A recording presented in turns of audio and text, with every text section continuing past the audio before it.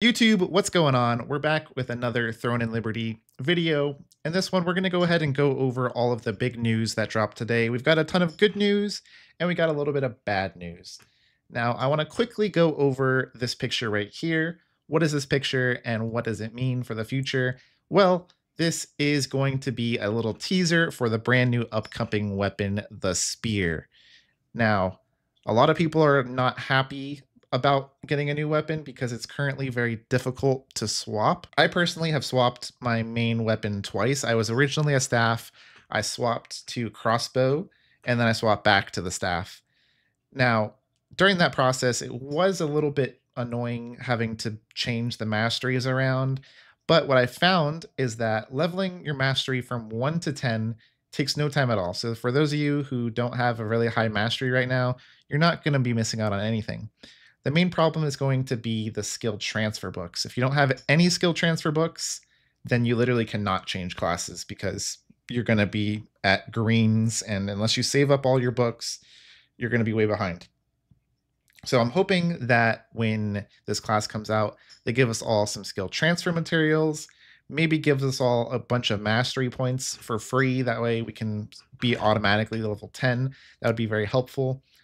I'm not sure what they're going to do. Nobody's really sure because this has never happened before. They've never made a new class as far as I know. And yeah, so once this class comes out, I will be gearing it up and using it. Hopefully Spear Dagger is good because I would like to just use my daggers. I enjoy using daggers on everything. So we'll be making videos on the Spear. So if you guys want to check out some Spear gameplay, make sure you guys subscribe and I'll keep you up to date on how you guys can make your Spear build as best as possible. Now, in other news, we also have 2-star dungeons officially coming on November 21st. Now, one big problem here, and it's very unfortunate because it's the thing I was looking forward to the most, is there will be no pants dropping in any of the dungeons. For whatever reason, they decided to leave out the only dungeon that drops pants, but every other dungeon is here. So they gave us the Rage Island, the Isle of Terror, the Valley of Slaughter, and Void Wastes, but they left out the Torture Chamber. Now, I've been reading around and seeing that there's a couple reasons why they might have left this dungeon out specifically. Now, the first one is probably the most likely reason is that the devs think that we're bad at the game. They think that once we bring out this new dungeon, it's going to make you all pissed off that you cannot clear it, and you will all quit the game. Now, does that sound accurate? I don't know. You tell me. Will you guys all quit if you guys get a difficult dungeon? Were you guys pissed off in the first couple days of the server when you had to keep wiping on the same dungeon over and over again? Personally, I think that's the most fun time of the game. I really enjoy going into a dungeon and having to teach some people the mechanics a little bit, work as a team, and learn what to do. Now, I know there's going to be videos out already before these dungeons are even out in the official servers because of the Korean version. So there will be a lot of gatekeeping on the first few days saying, why didn't you watch the YouTube video that's been out for weeks? So just do keep in mind that not everybody watches the videos and some people just enjoy doing the dungeon blind for the first time. So I think, in my opinion, that wiping on a dungeon a few times is part of the fun of an MMO, right? It's fun to learn it together and fun when you guys finally overcome that accomplishment as a team. I understand that since it's a PvP game, everybody wants to save as much time as possible, but I think that's what the devs had in mind is they were thinking a lot of people are going to be wiping on this dungeon since it has a lot of difficult mechanics. So we will leave this one out until people are a little more geared and then they'll give us this dungeon. That's what I believe is the reason why they left this out. Let me know in the comments why you guys think they left it out. But yeah, unfortunately, according to this post, there will be no pants dropping in this upcoming update on November 21st. Now, other than that, let's go ahead and go over which dungeons you should be running on the first day, and even the first couple weeks, I would say, when this dungeon finally drops. Now, we'll go ahead and go over the loot that each dungeon drops, the best item that each dungeon drops, and which dungeons will potentially give you guys the most lucent for the future. Now, the first dungeon will be the Rage Island. The Rage Island currently will be dropping the Reaper's Footsteps or the Shadow Harvester boots. These are going to be the grand prize, basically, the most valuable drop that you can obtain from this dungeon. The reason being is the only current way to obtain this is through an Arch Boss drop. So come November 21st, we will now be able to be obtaining this through a dungeon, and it should become a lot cheaper. But because it is still a very strong item and it is still a very rare item, it will be expensive for the first few days. I know a lot of people are saying that the second these dungeons come out, these Reaper boots are going to drop to like 300 lucent. That's not how it's going to work, guys.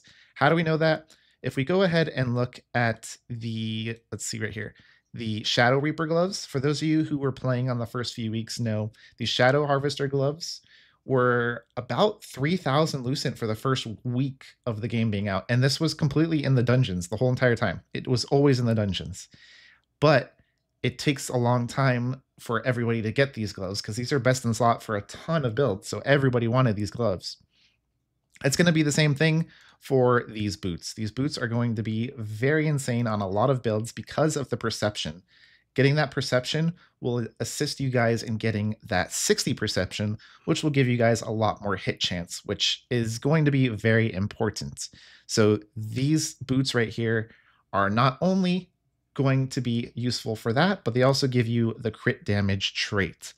So these boots are going to definitely be the go-to boots to be looking for in this dungeon. And if you get it, try to litho it and sell it as soon as possible. Now, the other dungeons we have is going to be the Void Wastes. The Void Wastes will be dropping the gloves. Now, the gloves are probably not going to be as expensive as the boots. So I would recommend probably not running this specific dungeon on the first few days unless you desperately are looking for a specific pair of gloves. I believe the most expensive gloves are going to be the Ghost Wolf gloves. I'm not sure how long these are going to stay expensive for, since there is the Reaper gloves, the Shadow Harvester gloves. So do keep in mind that this price might drop a lot faster than the boots because this is more of a niche weapon, while the boots is pretty much good on all classes.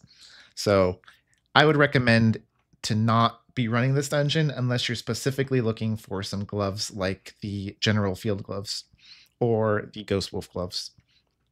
Now, the next dungeon that we have is the Island of Terror. Now, the Island of Terror might be one of the best ones to run if you're very lucky. What do I mean by that? This piece of gear right here, the Mother Nature's Clothing. This is going to be best in slot on pretty much every single DPS in the game because of the heavy attack chance right there. What is heavy attack chance? It's basically what crit chance or what crit damage is, right? It literally doubles your damage. So if you end up hitting somebody for 9,000 damage, it will just immediately double it and you'll hit them for 18,000 damage. It's very insane. So that's the reason why a lot of bow players go 50 strength, is just to get that extra 100% heavy or 100 heavy attack chance. It's not 100%, it's 100 stat points. So you best believe all of those bow players who are spamming Flash Wave are going to be going for this piece of gear right here. So this piece of gear, in my opinion, is going to stay worth a lot for a very long time. And do keep in mind that assuming that this is similar to the Korean version, you're only going to be able to run these dungeons 2 times per day. So that small amount of chance of a 1% drop rate will make these still very, very valuable. Now, what else do we have dropping in here? We have the Valley of Slaughter being our final dungeon. The Valley of Slaughter will be dropping the headpieces, and I don't think there's too many headpieces that will be worth much. I believe the best headpiece, I don't even know. I like the Reaper mask. I'm going to be looking for that, the Shadow Harvester mask. They got some good tank helms. And I believe one of these is also, I believe it's this one right here. I believe this is a drop from a Arch Boss as well. I could be wrong. I'm not 100% sure because there's just a lot of good helmets in this game in general that you probably aren't going to be making much lucent on the helmets. So those are all the drops that you can be getting. Now, which one do I recommend running? I recommend running the chest piece dungeon right here to try to get the extra heavy attack chance armor, or run the boots dungeon right here to try to get either the Ghost Wolf boots or the Reaper boots, or I'm not sure if any other boots are worth. I think the Transcendent boots might be worth. I don't think so. I think it's just the Ghost Wolf and the Reaper boots. I think those are the only two that will be worth any lucent. But yeah, that's pretty much it, guys. That's the whole entire update that's going to be coming up in November 21st and in the future. Let me know if you guys are excited for the spear. Let me know if you guys are frustrated and what you guys think about that upcoming dungeon and why they left out the torture chamber. I really wish they would leave it in because I really wanted those Shadow Harvester pants. Anyways, thank you guys for watching, and I'll see you in the next one.